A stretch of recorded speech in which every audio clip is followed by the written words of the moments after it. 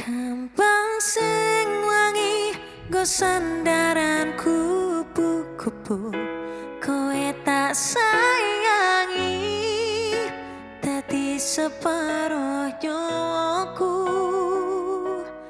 Bakal tak jogo tak sirami saben dino, muga tetep iso mekar lan wangi dadi tondo tresno sejati.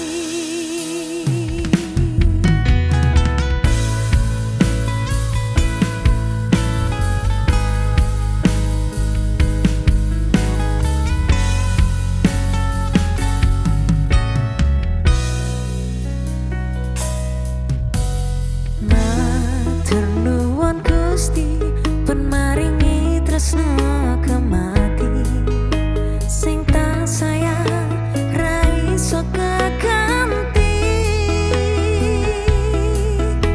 Mas yo akeh alangan sing awak dhewe adepi, iso dirampungi mergo tulus ati.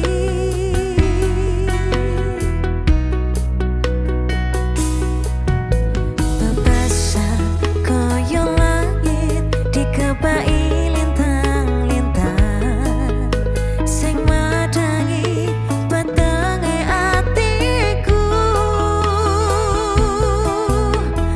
Matur nuwun wis dadi mawar sing wangi, titipane Gusti sing tak jagani.